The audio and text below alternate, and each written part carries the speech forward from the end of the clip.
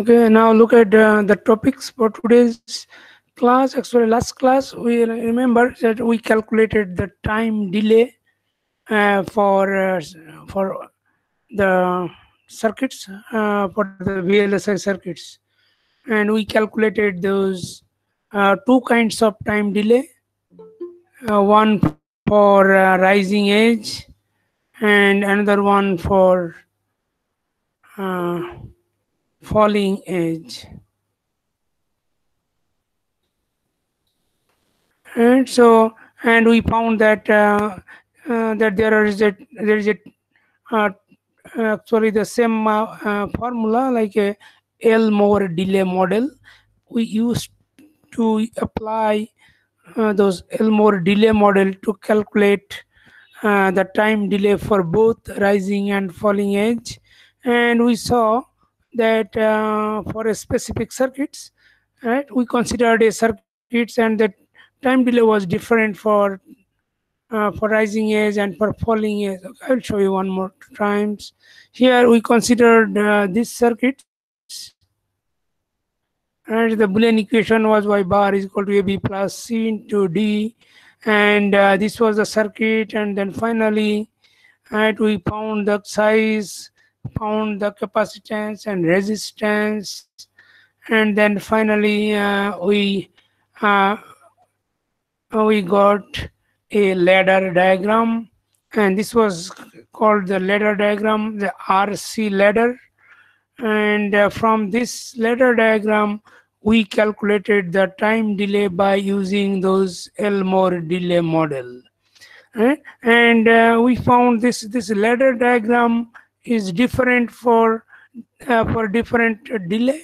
In here, this is a ladder diagram for rising edge, because the power will flow from power supply point VDD and will flow up to the output point Y bar, and the ladder diagram was looks like this. And we found the time delay for rising edge was 20 RC second. And also we found the ladder diagram for falling edge, the power flowing from ground to the output. Actually, the zero voltage was flowing from ground to the output, and in here you see this ladder diagram is different. There is a three different resistance and three different capacitance, and thus ultimately we got the time delay for falling edge TDF was 19 RC. So time delay for rising edge was 20 RC second, and here was 19 RC second. So it looks like is a different for these circuits, but it is not always true. Sometimes the time delay for rising edge and falling edge may be different or maybe same. And there is no rule that one of the delay will be bigger and the other will be smaller. No, we don't know. It depends on the circuit arrangement. And but this one a little bit, you see, there is a little bit complicated, because we need to calculate by using a two different ladder diagram and two different values. But in there we have another techniques, and by using another technique is called a linear model. So by this model, it will be easy to calculate the time delay, and also in this case the time delay will be equal for both rising edge and falling edge. Right? In here I'm mentioning the TDR, time delay for rising edge, will be equal to the time delay for falling edge. So we can, if these both are same, so we can easily consider this one as a time delay only, instead of putting an F or R.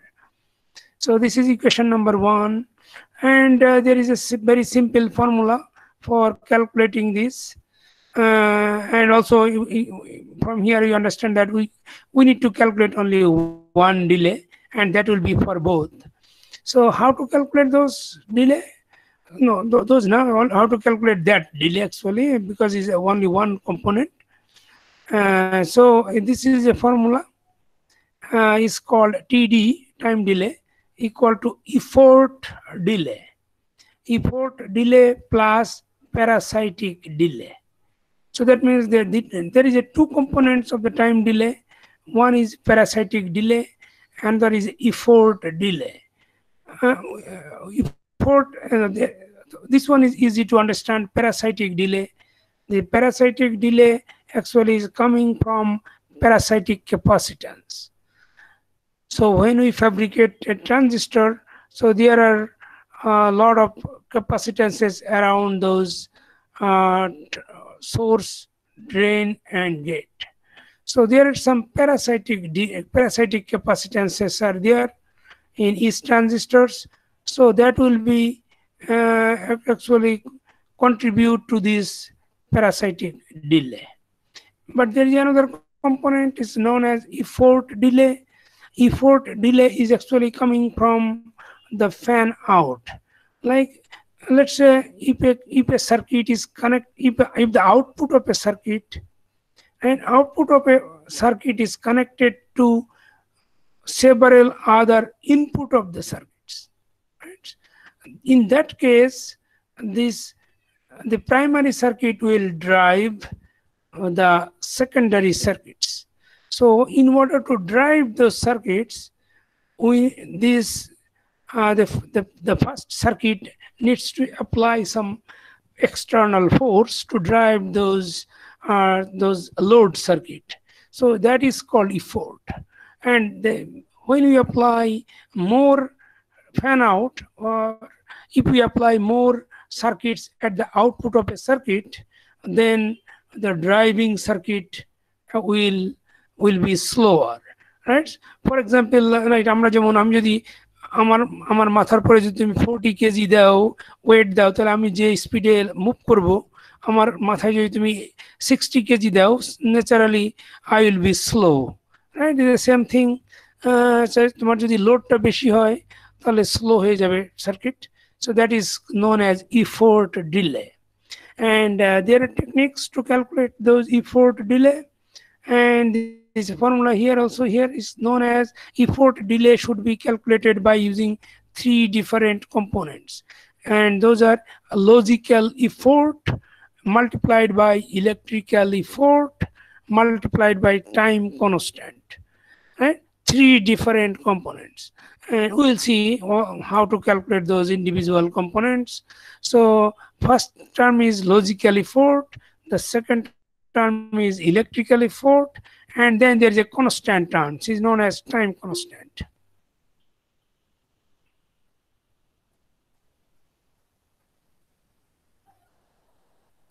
Now look at this. First thing is that normally logical effort is represented by Z, right? A letter alphabet G, lowercase g, and then electrical effort is actually fan out. The number of fan out is the electrical effort. Let's say if the output of a circuit is connected to the 3 inputs of another circuit, so then that the fan out will be 3.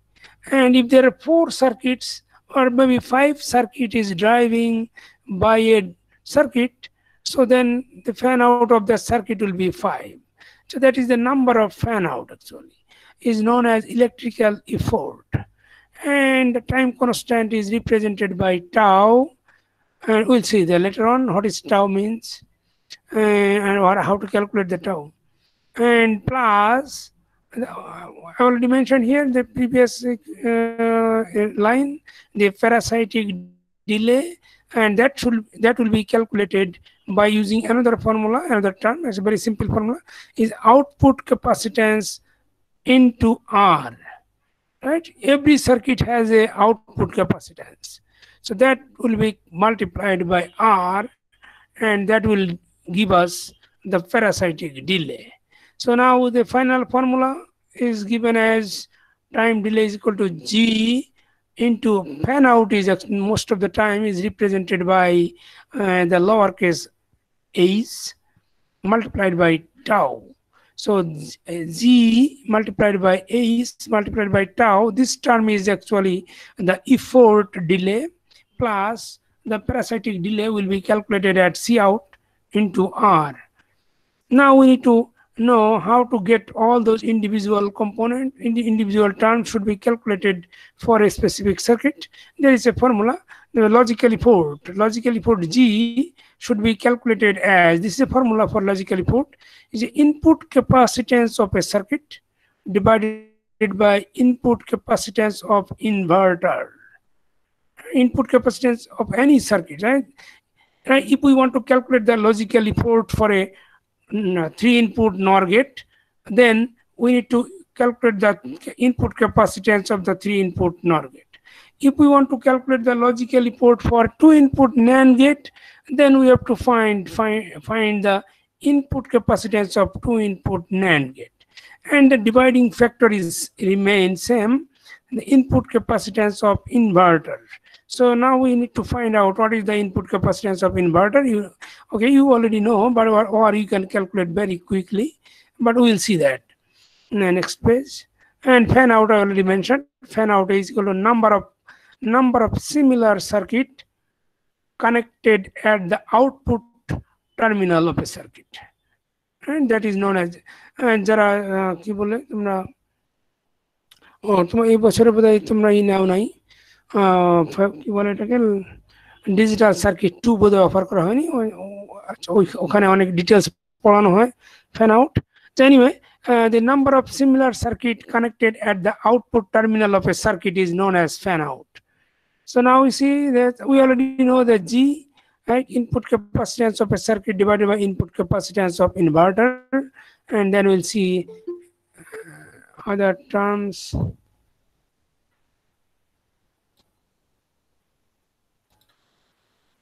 Here is a and you see I'm already see this is a G should be calculated by using this formula, and H I already mentioned, H is the number of similar circuit.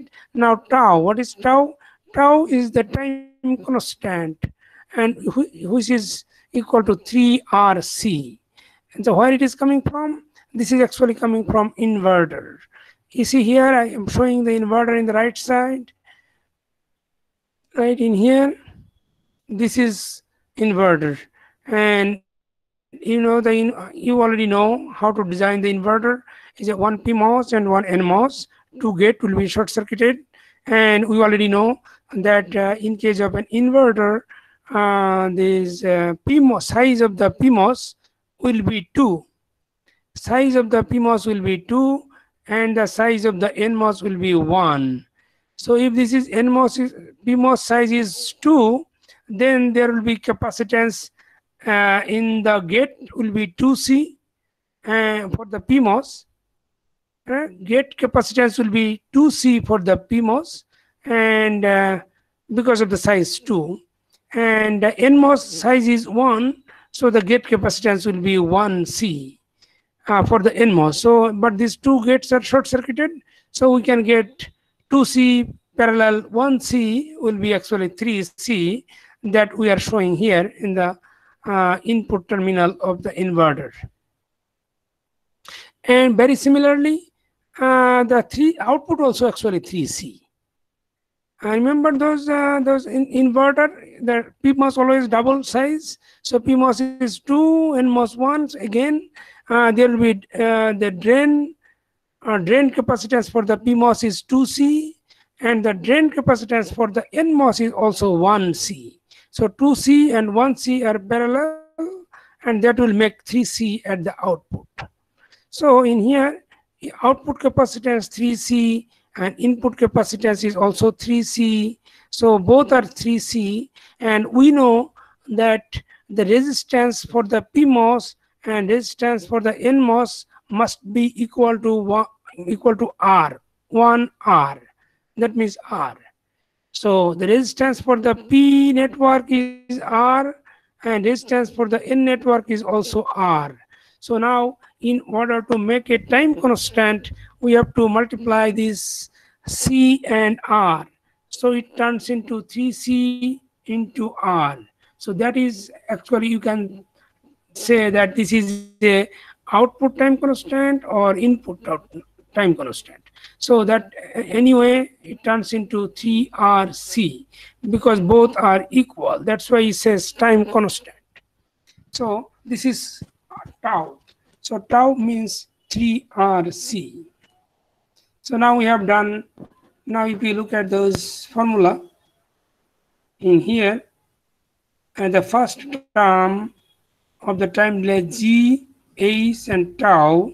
So G means logical effort, we have to calculate by using this equation, and fan out, number of circuit fan out will be, number of output line will be H, and tau is equal to 3RC. So that will give us one component of the time delay, right? This logical, effort delay. Effort delay will be given by this component. Now we see, we'll give you an example how to calculate the G from a specific circuit. Let's say here, this one. Okay, so now we consider this circuit. Let's say here is a circuit. We have designed a circuit. Oh no, this is a different circuit. Oh yeah, we can. What is this circuit? Oh, this is input inverter. Let's say this is a circuit, 2 input NAND gate. Let's say 2 input NAND gate. That means 2 input NAND gate means 2 PMOSes will be in parallel and 2 NMOSes will be in series. And from here we can find the size. How to calculate the size we already know. So in here the size will be 2 for the PMOS, and for the NMOS also the size will be 2 because the 2 transistors are connected in series. If these 2 are connected in series, so that will be R plus R will be 2R. The total distance will be 2R in for worst case scenario. But this is actually one case. There is no best case. That's just only single case. But in the upper side, there is a, we know that size for size 1, the resistance is 2R. But in here, these 2 PMOSes are in parallel. So worst case scenario, we have to turn on one transistor and turn off the other one. In that case, the maximum resistance will be 2R, but we have to convert this into R. So that means we need the size 2. So both cases are size 2. If the both are size 2, then if you look at the input capacitance, there is a gate capacitance for AND gate, gate capacitance for NMOS is 2C, and gate capacitance for PMOS is also 2C.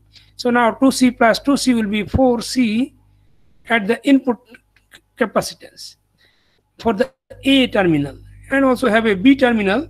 B also will have a 4C, but we don't care about because any terminal, right? All the terminal, input terminal will have the same capacitance, right? আমরা last class দেখেছি যে যতগুলি input থাকুক সবগুলি input capacitance will be same, but we need to consider only one of those.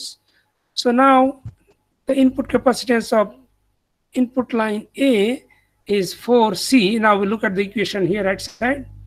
The input capacitance for this 2 input NAND gate is 4C, here 4C, and the input capacitance of inverter, and this is 3C from the upper circuit here. Input capacitance is 3C, so 4C divided by 3C, and the CC concept is 4 by 3. The logical effort for the 2 input NAND gate is 4/3. Any question so far? এখন তো কেউ বোঝে না, question আছে কারণ?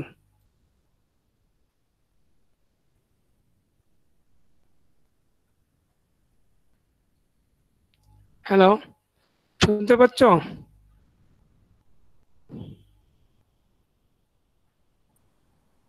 জি sir, শুনতে পাচ্ছি sir. জি sir, শুনতে পাচ্ছি স্যার। কোনো কোশ্চেন আছে? বুঝতে পেরেছো পর্যন্ত?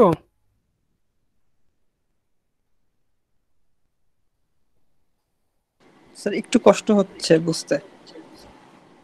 আচ্ছা বলো কোন জায়গায়, আবার দেখাই বলো। একটু স্লো গেলে ভালো হতো স্যার। আচ্ছা, কোথা থেকে তুমি? এই যে দেখো, আমরা এই ফর্মুলা তো এখানে দেখেছি,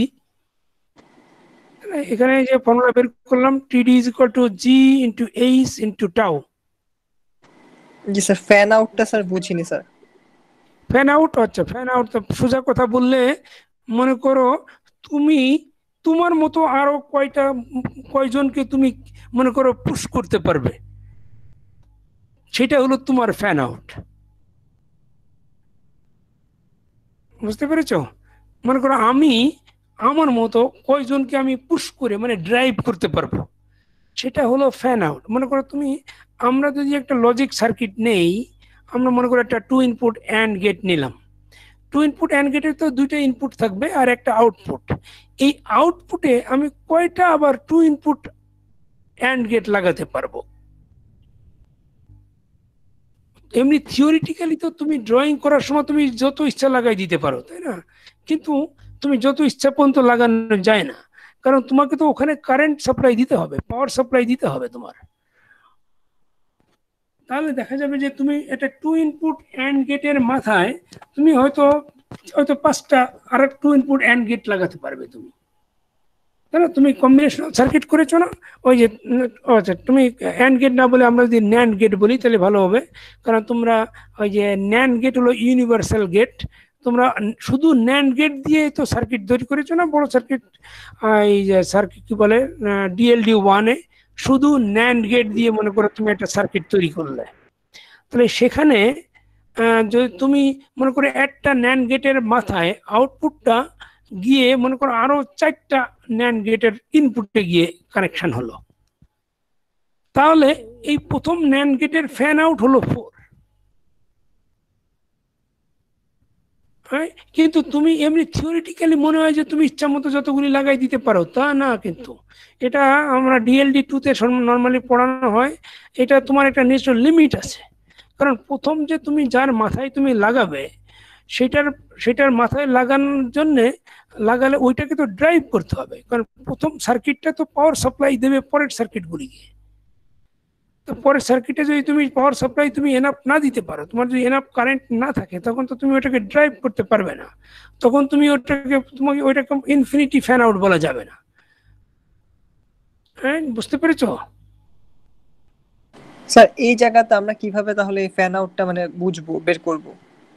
হ্যাঁ, সেটা বলছি। তুমি যদি মনে করো একটা সার্কিট দেওয়া থাকে, এই যে মনে করো তুমি, এই যে আমি এখানে দেখো সার্কিট, এটা একটা এই যে নিচেরটা টু ইনপুট ন্যান্ড গেট না, এটা টু ইনপুট ন্যান্ড গেট। এখন যে ওয়াই বার, যেটা এই ওয়াই বারটার মাথায় যদি আমি এই ওয়াই বারটা তো আউটপুট না হয়ে এটা যদি অন্য টু ইনপুট ন্যান্ড গেটের ইনপুটে গিয়ে লাগতো,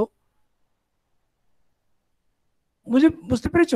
তোমার সার্কিটটা মনে করো অনেক বড় সার্কিট আছে, সেই সার্কিটের এটা হলো প্রথম সার্কিট, আর এই ওয়াই বার থেকে এই আউটপুট লাইনটা গিয়ে আরো অনেকগুলি সার্কিটে কানেকশন হয়েছে। যদি কানেকশন হয় তখন তো তুমি মনে করো 3টার সাথে কানেকশন হয়েছে, 3টা ন্যান্ড গেটের সাথে কানেকশন হয়েছে। ওকে, দেখো আমি এখানে তৈরি করতে পারি।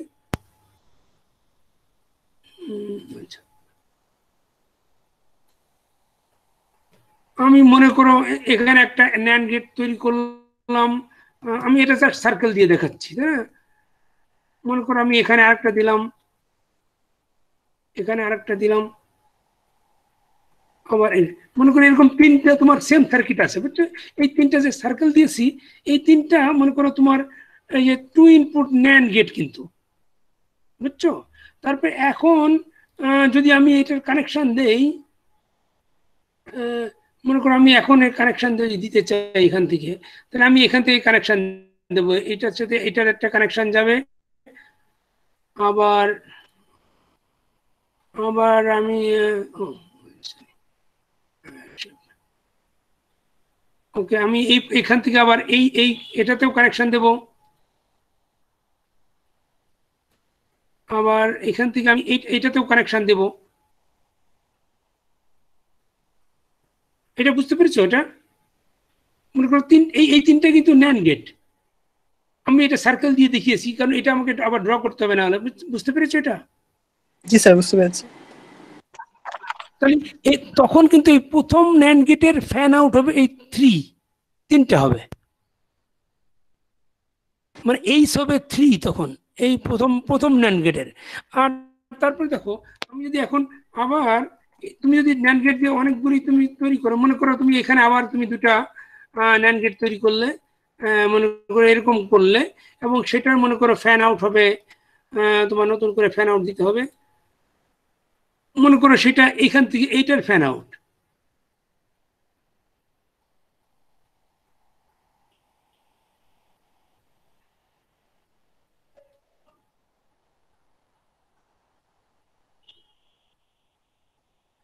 বুঝতে বুঝতে পারছো? এটা এই যে থার্ড যে নিচেরটা, তার ফ্যান আউট কত হবে?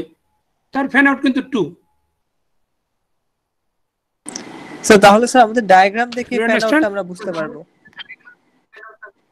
হ্যাঁ, যদি তোমাকে যদি হয় এরকম, যদি ডায়াগ্রাম দেওয়া থাকে, দেওয়াও থাকতে পারে যে, অথবা শুধু বলে দেওয়া থাকতে পারে যে, মনে করো তোমাকে একটু বলে দেওয়া থাকলে যে 2 ইনপুট ন্যান্ড গেটের ফ্যান আউট হলো 6, তোমাকে তাহলে তোমাকে বুঝতে হবে যে এর মাথায় এরকম 6টা আবার এরকম সেম সার্কিট কানেকশন দেওয়া আছে। আবার আবার ডায়াগ্রাম দেওয়াও থাকতে পারে, লজিক দেওয়া থাকতে পারে, লজিক সার্কিট। এরকম ওয়াজ ডায়াগ্রাম তো আর আমি দিব না, কারণ তাহলে আমি লজিক ডায়াগ্রাম আকারে দিয়ে দেবো। তাহলে একটা অ্যান্ড গেটে যে সিম্বল যেরকম আঁকো, আমাকে ওটা নর্মাল ইজি হবে। একটা ন্যান্ড গেট দিয়ে আমি তার মাথায় এই যে এরকম 3টা এরকম বের করে আমি মনে করি আর 3টা ন্যান্ড গেটের সিম্বল দিয়ে দেবো এখানে। কারণ এরকম ওয়াজ ডায়াগ্রাম করা তো সম্ভব না, কারণ প্রশ্নের ভিতরে, তাই না? অত বড় সার্কিট হয়ে যাবে, অনেক জায়গা লাগবে। বুঝতে জি স্যার, পেরেছো বুঝতে সবাই? পারছি। এটা হলো ফ্যান আউট। নর্মালি এটা ড্র করা থাকে না, এটা সাধারণত বলে দেওয়া থাকে এইচ, মানে ফ্যান আউট যদি বলে ফ্যান আউট 10, তখন তুমি এইচ এর ভ্যালুটা ধরবে 10। বুঝতে পেরেছো? জি স্যার। রাইট। আমি এটা এটা ব্যাক করি, কারণ এটা আমার,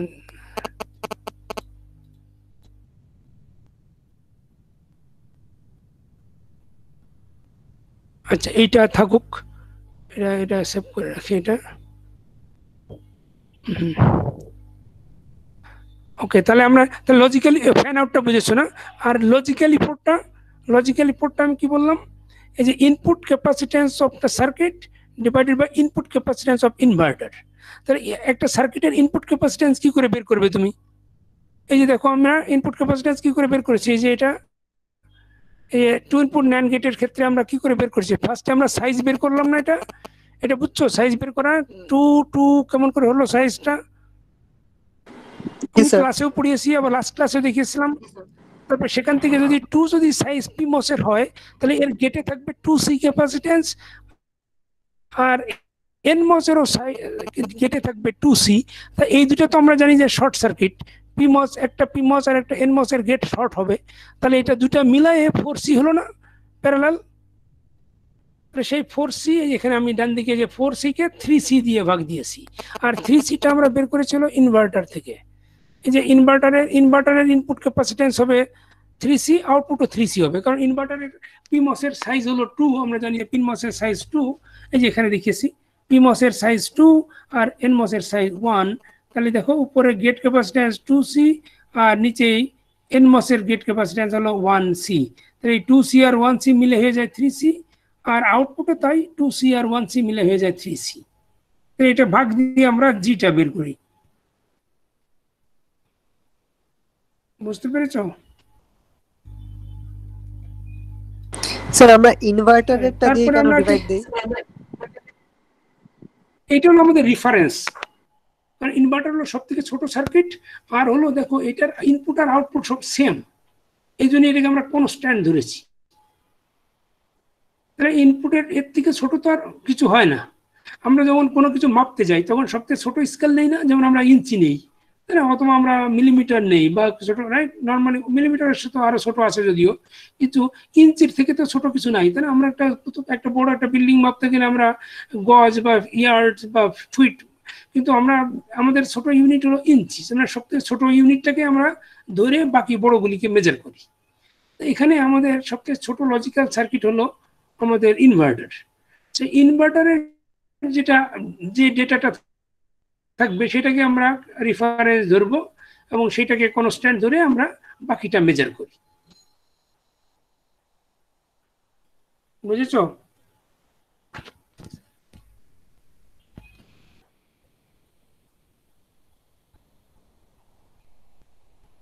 তারপরে দেখো, তাহলে আমরা ওইটা পেয়ে গেলাম। লজিক্যাল ইফোর্টটা কি করে বের করতে হয়, তারপরে টাউ বের করতে হয় কি করে, তারপরে ফ্যান আউট কি করে বের করতে হয় সেটা দেখলাম। ফ্যান আউট তো একটা বের করার কিছু নাই, হয় বলে দেওয়া থাকবে অথবা এই ডায়াগ্রাম দেখে বুঝতে হবে। আর আরেকটা যে টার্ম আমাদের বাকি আছে সেটা হলো প্যারাসাইটিক ডিলে। প্যারাসাইটিক ডিলে দেখো, প্যারাসাইটিক ডিলে আমরা অলরেডি বলেছি যে আউটপুট ক্যাপাসিট্যান্সকে আর দিলে গুণ দিলেই হয়ে যাবে, আর দিয়ে গুণ, আউটপুট ক্যাপাসিট্যান্স ইন্টু আর। তাহলে দেখো এখানে আমরা এই সার্কিটের যদি আমরা কনসিডার করি, টু ইনপুট ন্যান্ড গেটে আমাদের আউটপুট ক্যাপাসিট্যান্স কত হবে দেখো। এখানে একটা আছে, আমরা আউটপুট লাইনের সাথে যে ক্যাপাসিট্যান্সগুলি আমাদের কানেকশন থাকবে, দেখো এখানে আছে উপরের পিমসের নিচে যে দুটো ড্রেনের 2C করে আছে, ওইটা কানেক্টেড আছে আউটপুটের সাথে। আর নিচে যে দুটা এনমস আছে তার উপরেরটার ড্রেন ক্যাপাসিট্যান্স আছে 2C, এইটা আছে কানেকশন। তাহলে আমাদের উপরে 2C 6C হলো আমাদের আউটপুট ক্যাপাসিট্যান্স এটার। এটা বুঝতে পেরেছো? মানে আউটপুট লাইনের সাথে যে ক্যাপাসিট্যান্সগুলি কানেকশন থাকবে, প্যারালাল কানেকশন যেহেতু, ওটাকে আমরা টোটাল ক্যাপাসিট্যান্স বের করতে গেলে ওটা আমরা অ্যালজাব্রিক সাম করব, তাহলে আমাদের টোটাল ক্যাপাসিট্যান্সটা বেরোয় যাবে। তা দেখো এই তিনটা ক্যাপাসিট্যান্স অ্যাকচুয়ালি এই ওয়াই বার পয়েন্টের সাথে শর্ট সার্কিট করা একই পয়েন্টে, আর অপোজিট টার্মিনাল তো গ্রাউন্ডে, তার মানে তিনটা প্যারালাল হয়। প্যারালাল হলে আমরা এই তিনটাকে একসঙ্গে লিখতে পারি 6C। তা সেই 6C লিখেছি এখানে, আর মাল্টিপ্লাই করেছি আর দিয়ে, তাহলে আমাদের 6RC হয়ে গেল। Right? So that's all done. তাহলে এটা হলো। তাহলে এখন আমরা যদি মনে করো এই যে আমরা এই টু ইনপুট ন্যান্ড গেটের আমরা যে টাইম ডিলে বের করতে চাই, তাহলে টাইম ডিলে বের করতে চাই, তাহলে আমাদের ফর্মুলায় যদি আমি বসাই দাও, ফর্মুলায় বসাই দিলে দেখো কি হবে। আমরা না, এখানে বসানো যাবে, এখানে এখন আমরা ক্যালকুলেট করতে পারবো। এখন আমরা ক্যালকুলেট করতে পারবো। এখন আমাদের ফ্যান আউট আছে 3, না? যদি ফ্যান আউট না থাকে তাহলে দেখো প্রথম টার্মটা 0 হয়ে যায়। দেখো ফার্স্টের টার্মটা কি আছে, জি ইন্টু এইচ ইন্টু টাউ। জি এর ভ্যালু তো আমরা বের করলাম যে 4/3, তাই না? আর টাউ এর ভ্যালু আমরা যদি না থাকে তাহলে 0 হয়ে যায়। আর না, টাউ এর ভ্যালু তো 3RC, টাউ এর ভ্যালু হয় 3RC। আর এইচ এর ভ্যালু যদি ফ্যান আউট না থাকে তাহলে 0 হয়ে যায়, তাহলে এই টার্মটা থাকে না,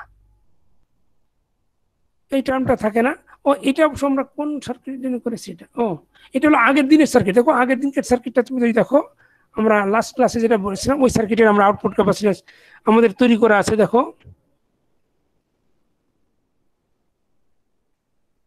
এখানে এই সার্কিটটা আমরা লাস্ট ক্লাসে করেছিলাম। দেখো এই যে 14C বের করা আছে এখানে, দেখেছো? এই 14C হলো আউটপুট ক্যাপাসিট্যান্স। এটা কোথা থেকে আসে দেখো, কোথা থেকে আসছে, এই যে এখান থেকে আসছে। দেখো এই যে পিমসের 4C, এখানে উপরে এখানে আরেকটা পিমসের 4C, আর নিচের এখানে 3C, আর এখানে 3C, দুইটা এনমসের উপরে ড্রেন আর দুইটা পিমসের নিচেই। তাহলে এটা 4C 8C, আর 3C 6C, 8C plus 6C গেল 14C। এটা হলো আউটপুট ক্যাপাসিট্যান্স। এই যে এখানে আমরা লিখেছি আউটপুট ক্যাপাসিট্যান্স 14C।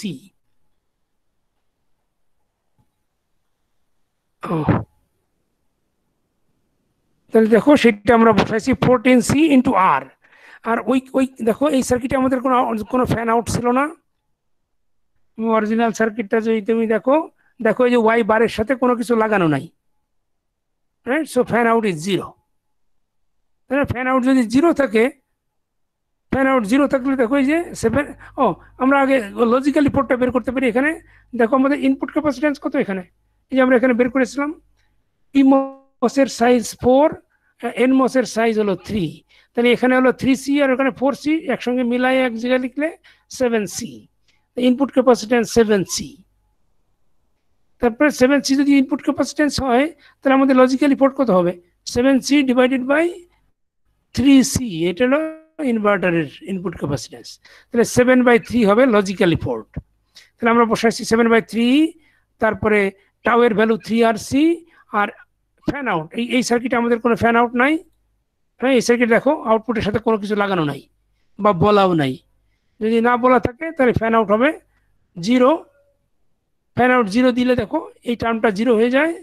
তাহলে ইফোর্ট দিলে যেটা, সেটা 0 হয়ে যায়, শুধু থাকে প্যারাসাইটিক ডিলে, তাহলে এটা 14 আরসি হয়ে যায়, এবং এইটাই আমরা ইউজ করব ফর বোথ, রাইট? তাহলে দেখো আমরা আগের সার্কিটের সাথে এটা হলো 14 আরসি, কিন্তু আমরা লাস্ট ক্লাসে যখন আমরা করেছিলাম তখন দেখো আমাদের টাইম ডিলে ছিল কিন্তু কত ছিল, একটা ছিল 20 আরসি আর একটা ছিল 19 আরসি, একটা ছিল 20 একটা 19, একটা রাইজিং একটা ফলিং।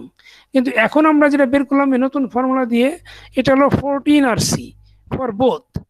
এটা রাইজিং এর জন্য 14 বলবো, ফলিং এর জন্য আমরা 14 বলবো, বাট এটা ইজি যে আমরা একবার বের করলেই হয়ে যাবে, এবং এই টার্মগুলিও একটু ইজি, কারণ বেশিরভাগ ভ্যালুই দেওয়া থাকে।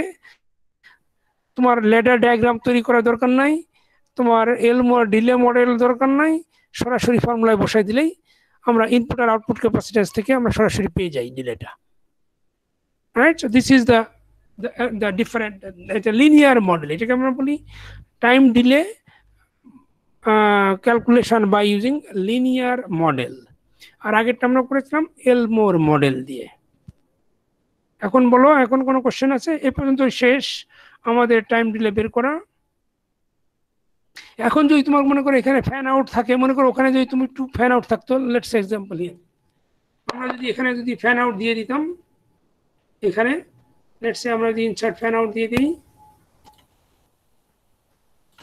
আমি মনে করি এখানে একটা ফ্যান আউট দিলাম, এখানে একটা সার্কিট দিলাম, আবার ওটাকে কপি করে আমি মনে করি এটার তিনটা আমি ফ্যান আউট যদি দিই, এখানে মনে করি এরকম তিনটা সার্কিট আছে, similar circuit, right? And then we'll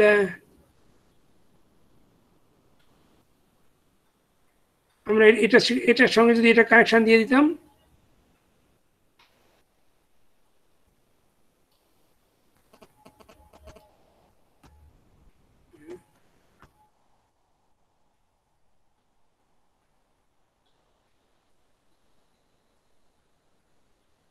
আমরা এরকম কানেকশন দিলাম,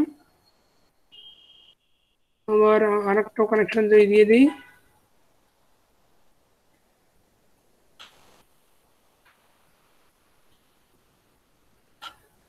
right? Now look at here, now we have a 3 fan out, right? এবং এই যে স্কোয়ারগুলি কিন্তু এই সেম সার্কিট হবে, এখানে বাঁদিকে যেটা যে সার্কিটটা দেওয়া আছে এর ইকুয়েশন হবে এক্স্যাক্টলি দ্য সেম অ্যাজ কি ছিল, ইকুয়াল টু সার্কিটের ইকুয়েশন ছিল y equal ab plus c into d, ab plus c into d হবে এটা, এই প্রতিটা সার্কিট হবে ab plus c into d। add text ab plus c into d, no এটা লেখা যাচ্ছে না,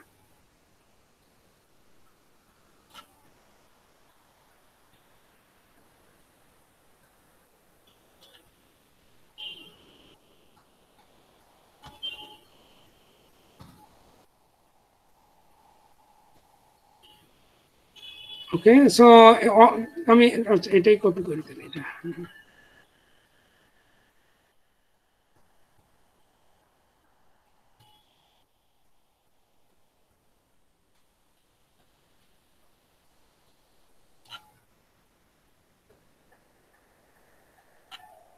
দেখো দেখো দিস ইজ এ সার্কিট। তুমি যদি এরকম তিনটা ফ্যান আউট দাও তখন কি হবে এটা বুঝতে পেরেছো? এটা যদি ফ্যান আউট 3 হয় তাহলে 7/3, এখানে 0 জায়গায় তুমি 3 দেবে, 3 ইন্টু 3 আরসি, তাহলে এখন কত হয়ে যাবে, 3 3 কেটে যাবে, 7 3 21 আরসি প্লাস 14 আরসি, তাহলে 35 আরসি হবে। বুঝতে পেরেছো? ফ্যান আউট দিলে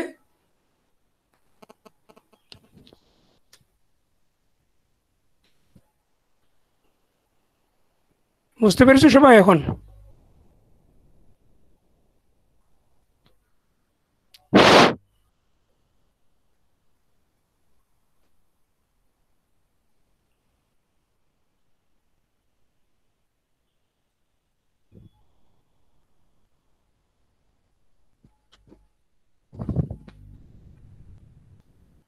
কোশ্চেন না থাকলে আমি নেক্সটে চলে যাব।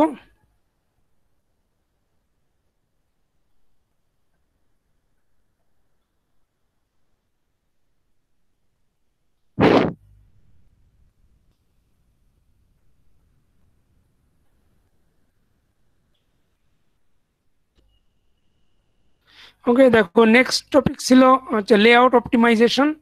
এটা রিভিশন অ্যাকচুয়ালি, আমরা আগে পড়িয়েছি, আমরা আগে পড়েছি এটা, এই টেকনিক। কিন্তু ওকে লাস্ট ক্লাসে একজন বলেছিল যে মনে নেই ঠিক মতো, রাইট? আমরা আবার একটু রিভিশন দিচ্ছি এটা, যে লেআউট কিভাবে আমরা অপটিমাইজ করি। আমরা বলছিলাম যে এই যে ওয়েলার্স,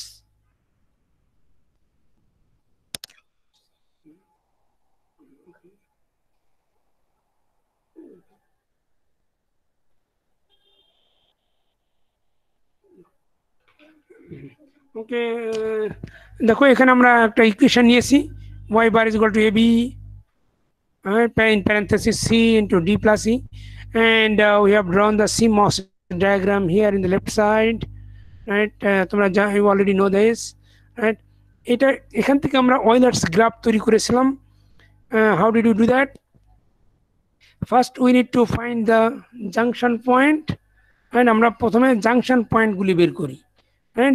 ফার্স্টের উপরে জাংশন আছে VDD হিয়ার, তারপরে দেখো নিচে এখানে একটা জাংশন আছে J1, তারপরে একটা জাংশন হচ্ছে আউটপুট, তারপরে জাংশন হলো J2 হলো AB নিচের দিকে এখানে একটা, আর একটা আউটপুট একটা বটম VSS।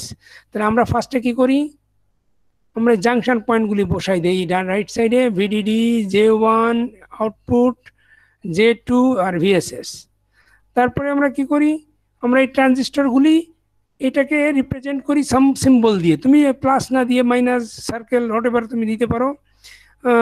তো এখানে দিয়ে আমরা দেখো এখানে দেখিয়েছি VDD আর জাংশন 1 এর ভিতরে আমাদের AB আছে সিরিজে আর একটা C আছে প্যারালালে, তা আমরা সেটা দিয়েছি A আর B আছে সিরিজে আর AC আছে প্যারালালে, এবং আমরা এবার কানেকশন দিয়েছি আমরা এখানে, সে কানেকশনগুলি ঠিক একইভাবে J1 এর আর আউটপুটের ভিতরে আছে D আর E, আমরা প্রথমে D লিখেছি, E লিখেছি, তারপর এটাকে কানেকশন দিয়েছি, এটা প্যারালাল কানেকশন দিয়ে আমরা দেখো P network is done.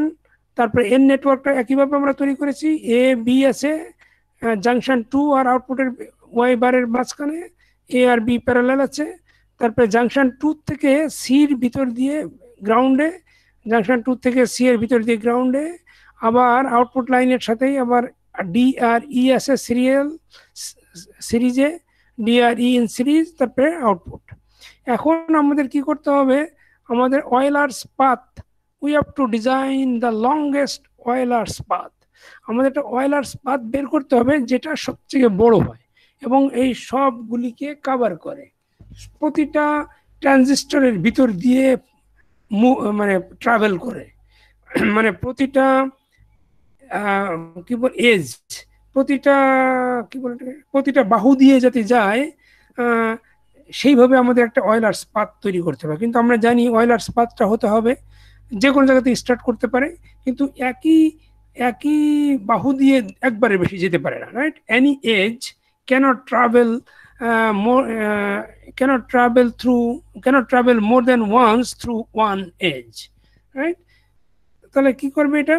So this you can start from anywhere, and also the one important thing is the sequence must be same for PMOS or NMOS.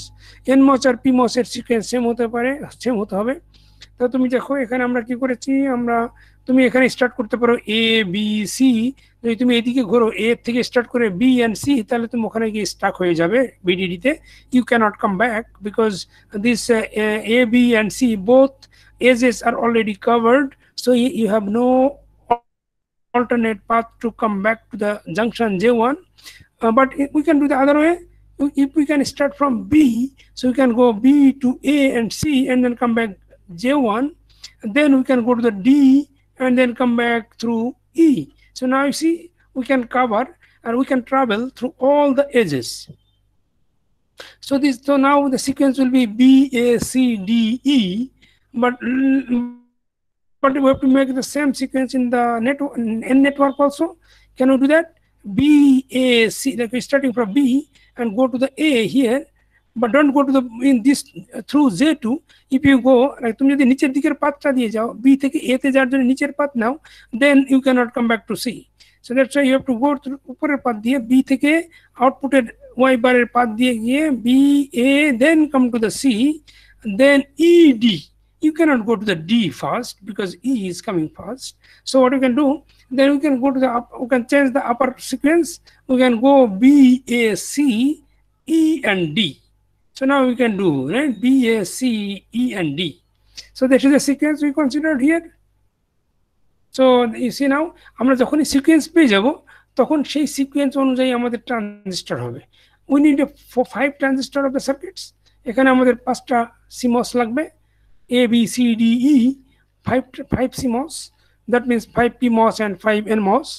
So now we put it here. You see, আমরা 5টা দিয়েছি, 5টা transistor, কিন্তু 5টা transistor serial কি হবে, B, A, C, E, D হবে। আমরা যে সিকোয়েন্সটা পেয়েছি অয়েলার্স পাথ থেকে সেই সিকোয়েন্সে আমাদের এখানে বসাতে হবে। বসালে তাহলে আমরা কি করতে পারবো, if we can, since we have a single Euler's path, আমাদের একটা অয়েলার্স পাথ আছে, এজন্য আমরা সবগুলিকে সরাসরি কানেকশন দিয়ে দিয়েছি। দেখো, বি থেকে এ, এ থেকে সি, সি থেকে ই, এন্ড ই থেকে ডি, এই যে মাঝের কানেকশনগুলি সরাসরি দিয়েছি এখানে, both for both NMOS and PMOS, BA, AC, and CE, and ED. We can do it without looking any other things. And after that, what you have to do, আমরা যখন সবগুলি কানেকশন দিয়ে দিয়েছি স্টেট কানেকশন, স্টেট লাইনের, তারপর আমাদের শুধু জাংশনের কানেকশনগুলি দিতে হবে। দেখো জাংশনটা কি আছে এখানে, কোন জাংশন আছে, টপ জাংশন ইজ এ আর সি, টা ভিডিডি দিয়ে যাবে, এ আর C, source for the A and C will go to VDD. So now we go here, where is A and C common point? Here is A and C, that is the point, we'll go to the VDD, just very straight. And then we'll go to the next junction. Next junction is J1. What is the junction of J1? B, C, D, E, B, C, D, E, এই চারটা মিলাই হলো junction J1।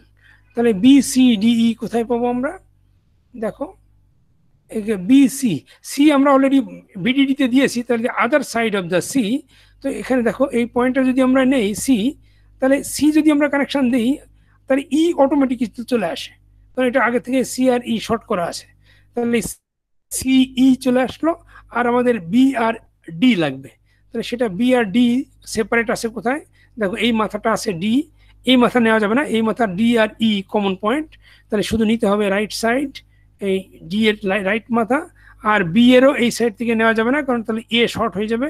তো we have to take this left side B. তাহলে B, C, E আর D এখানে connection, আমরা ওখানে নাম দিয়ে দিয়েছি J1। সো দেন দুটা জাংশন পয়েন্ট হয়ে গেল। এখন লাস্টে next one is Y bar. Y bar দেখো কোথা থেকে আসছে, ডি আর ই এর কমন পয়েন্ট থেকে। দেখো ডি আর ই এর কমন পয়েন্ট আছে here, is a D and E already short circuit, so that will be going to the output, কিন্তু এখানে আউটপুট যাওয়ার সময় এখানে একটা ওভারল্যাপ হয়, এজন্য আমাদের মেটাল 2 দিতে হবে। so that is done, না P নেটওয়ার্ক is done। তারপর আমরা N নেটওয়ার্ক করব। এখন N নেটওয়ার্কে দেখো, N নেটওয়ার্কে কি আছে, এখানে আমাদের আউটপুটে কি কি কানেকশন আছে, A আছে, B আছে, আর D। A, B R D will be connected to the output, A, B, D। দেখো এ বি ডি কোথায় আছে, এই দেখো এ বি, এখানে এ বির কমন পয়েন্ট এখানে আছে, আর ডি শুধু ডি সেপারেট আছে, কিন্তু এই পয়েন্ট ডি এর left side is not open anymore, আর ডি এর লেফট সাইডটা ই সাথে অলরেডি শর্ট করা আছে, তাহলে এখান থেকে নিলে ডি আর ই কানেক্ট হয়ে যাবে। So we have to consider only the right point, only D. তাহলে D will go to the output here, straight line, আর হলো এ বি এর common point is here, and we have to go here, straight line. So we'll go to the output. তাহলে দুটা line আউটপুটে গেল, and now we go to the next junction is J2. J2 টা কোথায় হবে, এ B এর যে মাথাটা আউটপুটে গেল তার অপোজিট মাথাটা কানেকশন হবে সি এর সাথে, এ বি এর অপোজিট মাথার সঙ্গে সি কানেকশন। তো দেখো এ বি, এই যে এ আর বি আমরা এখানে কানেকশন দিয়েছি, এর অপোজিট, এই যে বি এর অপোজিট মাথা হলো এটা, আর এর অপোজিট মাথা হলো এটা। তাহলে এটা কানেকশন দিলে দেখো এই দুটো যদি আমরা কানেকশন দিই, বি আর এ কানেকশন দিতে গেলে সি অটোমেটিক কানেকশন হয়ে যায়, বিকজ এ আর C is short circuited before. So this point is J2। তো আমাদের দেখো তিনটা টার্মিনাল কানেকশন হয়েছে, এ সি আর B. So that is done, A C আর B is done, here is A C আর বি ইজ ডান, J2। আর আছে আমাদের আউটপুট সি আর ই এর কমন পয়েন্ট যাবে গ্রাউন্ডে, সি আর E, C and E, a common point here, it will go to the ground. That's all. So this is the minimum. This is the minimum circuit, and this is you can do maybe more. There are more Euler spots maybe exist. আরো অন্যভাবে থাকতে পারে। দেখো আমার মনে হয় আরো আছে। তুমি যদি সি থেকে নাও, C A B D E যদি নাও তাহলে কি হয়? সি না যায় না এখানে। তুমি এদিক থেকে নিতে পারো DE C B A, DE C B A, C A B, DE C A B নিতে পারো, ডিই সি এ বি, এখানে হতে পারে ডিই তারপরে সি এ বি, হ্যাঁ এখানে হতে পারে। তা তোমার তারা এক একজনের এক এক রকম হবে, তোমার অন্য সিরিয়াল হতে পারে। আবার অনেক সময় যদি অনেক সময় you cannot make a single, একটা পাত দিয়ে করা যাবে না? কোনটা আবার বলো?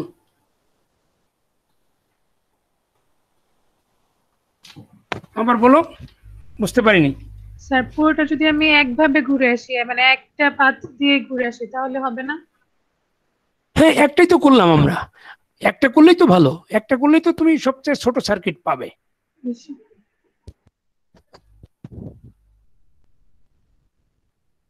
তুমি কি এনমস পিমস কে একটা দিয়ে করতে চাচ্ছ নাকি?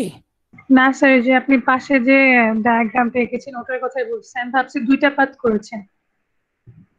না না দুটা করি নাই তো, এই যে দেখো না, দুটা করলে তো তোমার ব্রেকিং হতো এখানে। দেখো কোথাও ব্রেক নাই, যে বি থেকে শুরু করে একবারে স্ট্রেট লাইন সবগুলি কানেকশন দেওয়া আছে। কোনো জায়গায় ওপেন আছে নাকি দেখেছো? সোজা লাইনে কোনো ওপেন নাই। স্যার বুঝেছি। কারণ একটা ওয়েলার্স পাত, এই যেখানে আমি হ্যাঁ B A C E D নিয়েছি, না আমি বলছি তুই অন্যভাবে হতে পারে পাত। এই যে এখনই একটু আগে দেখলাম না, এই তুমি আমি তো বি এ সি ইডি নিয়েছি, তো তুমি অন্যটা নিতে পারো। যে আমি দেখলাম এখনই, তুমি যদি ডি আগে নাও, D E C A B নিতে পারো তুমি, D E C A B, এটাও কিন্তু একটা পাত। আবার এই যে এখানেও দেখো D E C A B, তুমি এটাও এই সিকোয়েন্সটা নিলেও তোমার একটাই পাত হবে দুটাতেই, এনমস পিমস দুটাই একটাই পাত হবে, right? So this is the technique. Okay, I think that all. এখন বলো কোনো কোশ্চেন থাকলে। আর নেক্সট ডে আরো আমাদের আরেকটা ক্লাস আছে, তোমরা কি কি রিভিউ তোমাদের কোশ্চেন থাকলে বলো, আমি তাহলে ক্লাস নোট রেডি করব। আর না হলে তোমরা প্রশ্ন করলে আমি সেটা তখন দেখাবো। বলো এখন কার কার কোশ্চেন আছে? কারণ নেক্সট ক্লাসে অ্যাসাইনমেন্ট দেবো একটা, তাই না বলেছিলাম?